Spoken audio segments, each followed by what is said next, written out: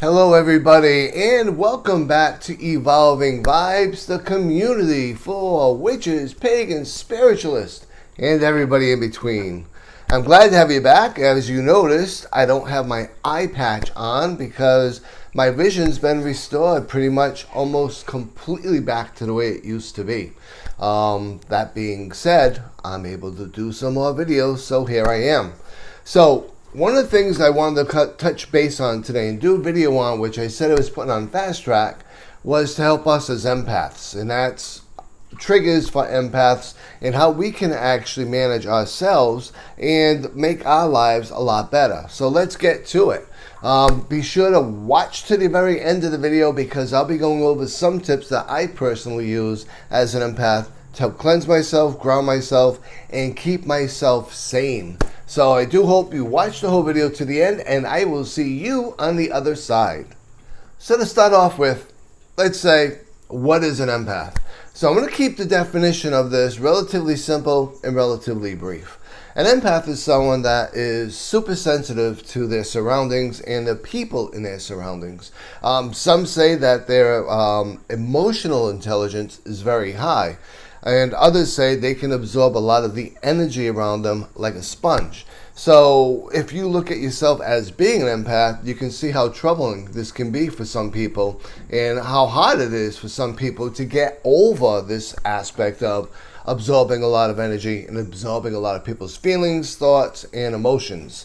So an empath is someone that can walk into a room and see someone and really get a real strong feel for what they might be going through right now, the struggles they might be going through, some of the emotions they might be going through. Now, the trick as an empath is to understand that and to not absorb it, but to be an observer themselves. But before we get into that, let's talk a bit about some of the signs that could be that you might be an empath. So an empath is a great listener. People seem to gravitate towards them because they know that they can listen quite well and that they will actually engage with them as to what might be going on in their lives. Empaths tend to be introverts as well. Not so much that they don't like being around people, but in a way that they need to be alone to recharge, regroup, and to actually make themselves feel better. Therefore, they tend to be a little bit more introverted than the normal person would be. And by normal, I just mean a non-empath person. As I said a little bit earlier, their emotional intelligence tends to be really off the scale, and they tend to be highly intuitive, which means that they do have that strong gut feeling, that intuitive nature about them, and that in itself can be maddening, especially when an empath is involved in a relationship, an intimate relationship with another person. An empath can really feel drained quite easily from going out to the store, from being around people, and mostly because of all that information that's coming to them all at one time. A lot of it tends to be overwhelming, and for the non-skilled empath, they tend to absorb a lot of that, and that in itself can be really, really exhausting. Empaths are considered to be great friends because they're always there for another person. They always have the right thing to say. They always seem to show up exactly when they need to help someone through a troubling time. Whether they know it that they're doing it or whether they're doing it intuitively, they just tend to be there for that person whenever that person or those people need that person to be there. So that all being said, some things you want to ask yourself if you say, hey, you know what, I might be an empath, but I'm not 100% sure, just based upon that. So a little bit of a self-test that you can actually give yourself, and this is not scientific by any means. This is just something that I put together through my own personal experiences, as well as some of the information that I was able to find, obviously, on the internet, right? So an empath, let's start again. So if you're an empath, or if you're asking yourself if you're an empath, one of the things you can ask yourself as a question is, have I been told I'm too emotional? Have I been too emotional or overly sensitive about very specific situations? If a friend is distraught, do I actually feel like I'm beginning to get distraught myself? Are my feelings hurt easily? Another question to ask yourself, do I get emotionally drained when I'm around crowds? Do I require time alone in order to regroup and recharge and regain myself and my own thoughts? Another thing to consider, do I get my nerves frayed? Do I get really kind of at the end of my chain around crowds, around noises, around certain smells, around excessive talk, around loud talk, around people that seem to have very chaotic energy where they're up and they're down, they're up and they're down? Are those things that really are triggers to me as well? And another aspect to consider yourself is, do I prefer taking my own car to places when I could actually be going with somebody else? I personally have that issue where I like to take my own vehicle because I like the ability to be able to leave whenever I want to leave. And I do tend to take my own vehicle many times when I'm going out. Even though I could go out with somebody else, it's just easier sometimes for me to take my own vehicle. I don't do that all the time, but I do that quite a lot. Another thing to consider, are you overly afraid of becoming involved in intimate relationships? Now, it's not so much of a fair relationship. Let's clear that up real quick. Personally, talking about my own personal experiences with personal relationships and intimate relationships, I tend to be able to really bond with someone, but to the point of I actually get to experience a lot of things that's going on in their day, even when I'm not around them. And that's good, bad, and indifference. Some people, when they're involved in an intimate relationship and they're an empath, it's quite easy for them to identify when that other person in that relationship isn't being faithful to them, whether it be by text, whether it be by physically going out and having an affair. It is one of those things that can be maddening for an empath because you're feeling it, you're experiencing it, although you're not there and you can't prove it. So what do we do? And let's talk a little bit about some of that. What can we do as an empath, as well as some of the triggers that we want to stay away from as an empath. And so let's talk a bit right now about the triggers. So as an empath, some of the triggers that we want to be aware of and some of the triggers that we want to consider is, number one, feeling like a failure if you can't help problem solve someone else's problem. Understand this. We can't solve all of the world's problems. We can't solve everyone's problems. So although that is a trigger, we need to step back immediately when we start feeling that and understand we're only in charge of our realm, our own personal experience. We can't change the world. We can try to give a lot of suggestions, a lot of support, but we can't take that ride with that individual. And it's most important for us to recognize that as a trigger. Another trigger empaths have is the difficulty with setting boundaries. Again, you feel selfish when you're setting boundaries. It's not selfish to set your own boundaries, just as it is not selfish to put a fence around your yard, right? You're doing it for your own safety and for your own protection. It's most important for you to understand that.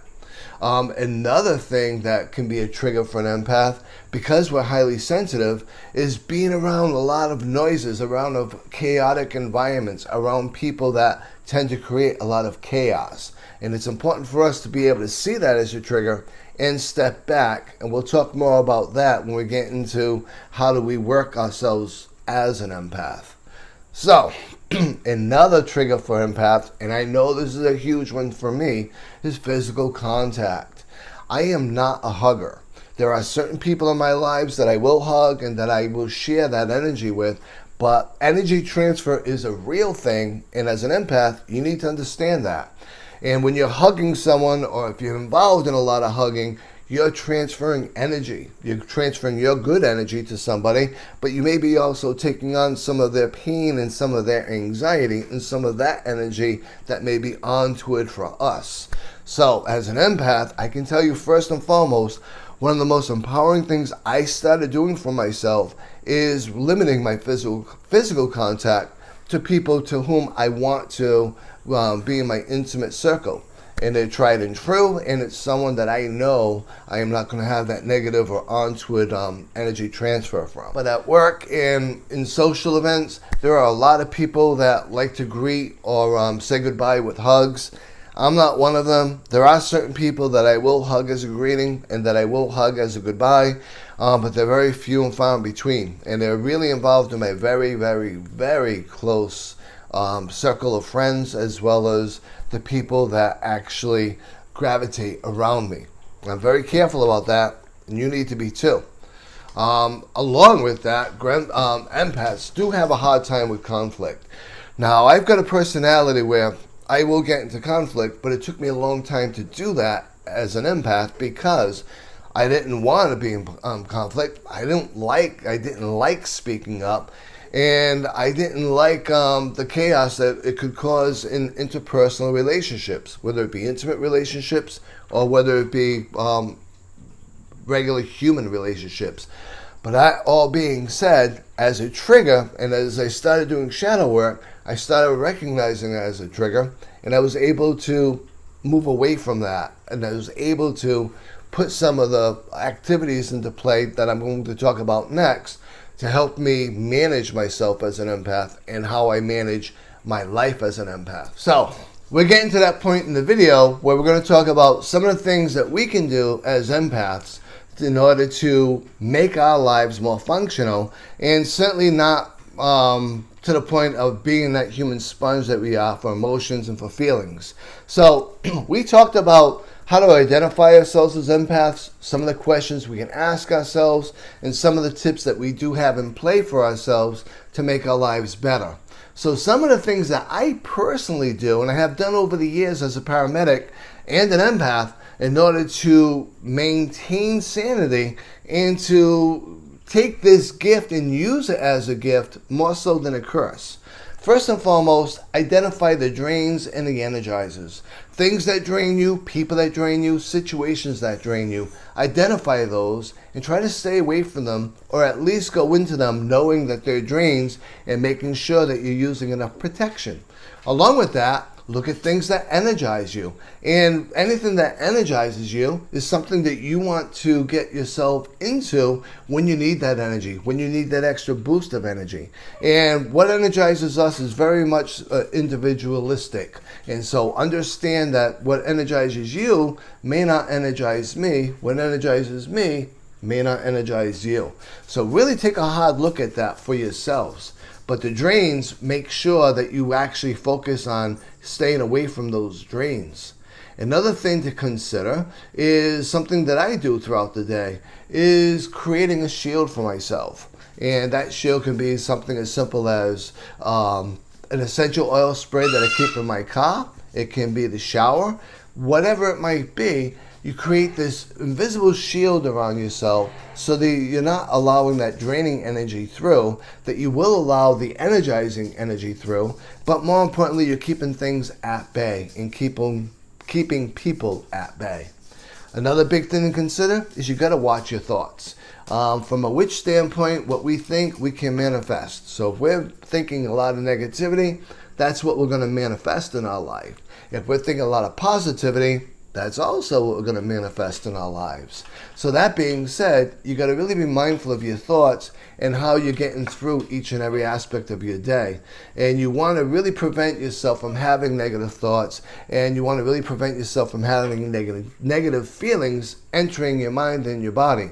Sounds easy, or sounds complicated to do, not easy, but the reality of it is the more you practice this, the easier and easier and easier it is to do. Now, another part of this is really repeating positive affirmations to you. One of the things that I like to repeat to myself when I get into these situations is that I'm an observer, I'm not an active participant. And the more you look at situations like an observer, not a participant, the less empowerment it has over you as well as your emotions.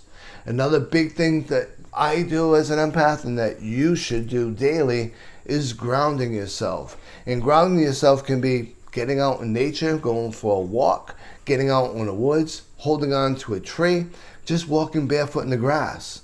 Another form of grounding, when you have to do grounding when you're at work and you can't leave, is carry a little piece of nature with you.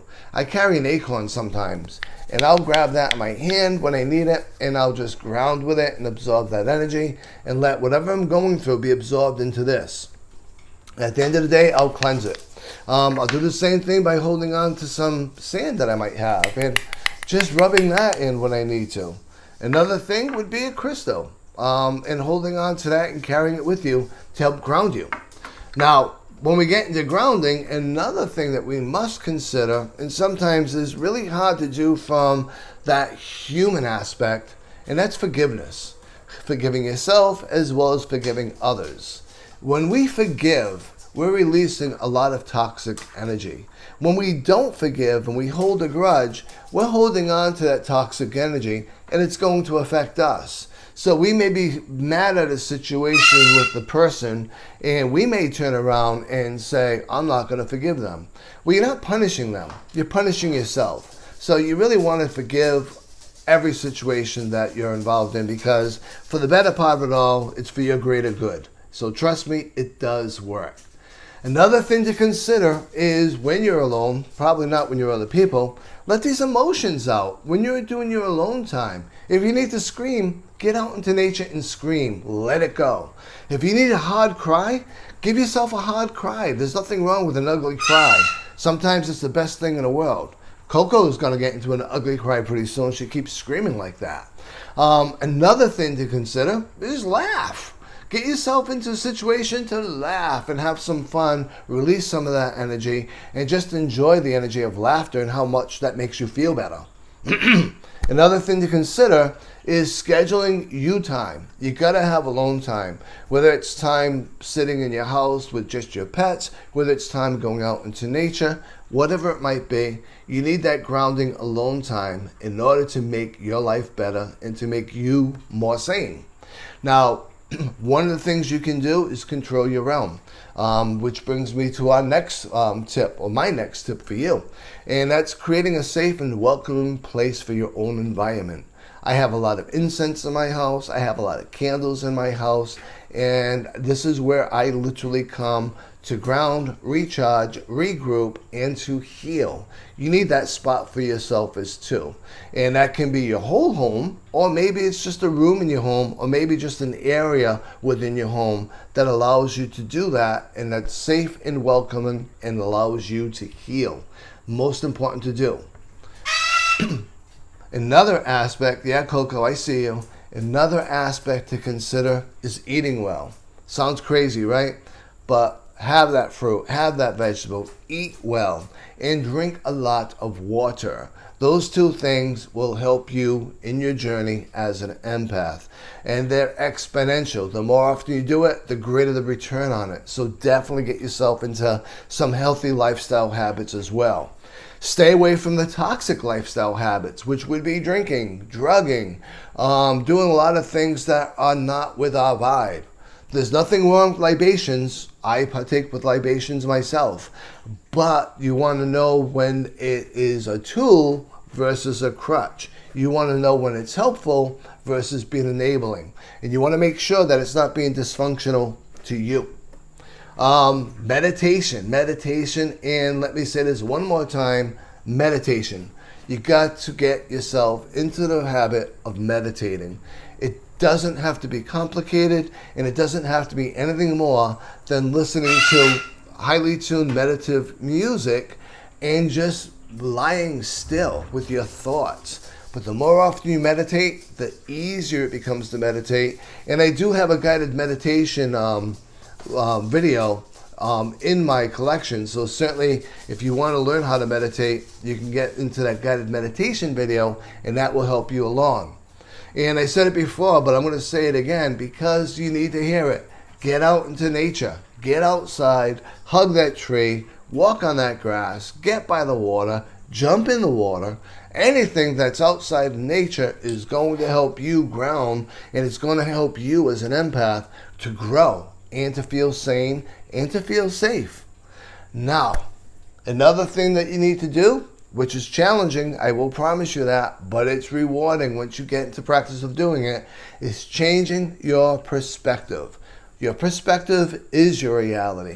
When you change your perspective on people and you change your perspective on their energy, you're going to change your own personal reality and how you interact with them. Do not, for the love of everything good, do not give people energy of yours if they're not going to utilize it correctly. And so when you get energy drainers, the more energy you're giving them, the more energy you're not going to have, and the more energy of yours they're going to have. And at the very end of the day, when I get back into bed and I'm getting ready to go into my meditative state for my night to go to sleep, I call back all my energy. I do this religiously every night.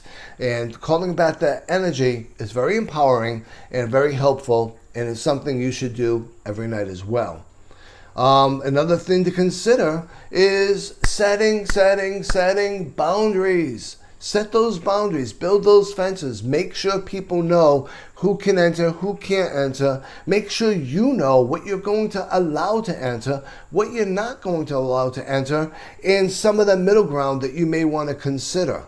But you gotta set boundaries. As an empath, that's number one of the biggest things you need to do, setting boundaries for your ass. Along with that, taking responsibility. Take responsibility for yourself. Take responsibility for your sensitivity, but take responsibility for your gift and understand that it is a gift and we can utilize that responsible. Not so much for everybody else, but responsible for us. Number one, first and foremost, we have to be responsible for ourselves, for our own happiness, for our own well-being, and for our own mental health. We control our realm. Take responsibility for it. Don't let anybody else control your realm. That's your responsibility. So, a lot of these things that we talked about today are easy to manage. And if this video comes off super simplistic for a complicated topic, it's not. It's a complicated topic because we as humans allow it to be a complicated topic. However, this has been a thing since the beginning of time.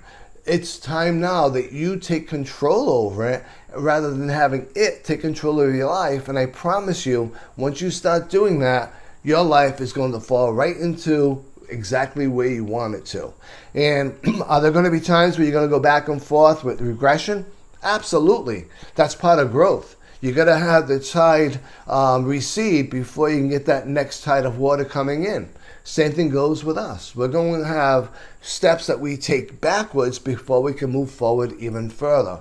So understand that, recognize that, and don't let yourself tell you that you're a failure, because you're not. So I do hope you enjoyed this video. I loved making it. I particularly loved making it without eye patches on. So going forward, I'll be putting out more videos and a little bit more deeper videos where I have to do editing, because I'm actually getting back to almost 100% of my normal vision. So it's still going to be a little bit slow, but not as slow as it's been.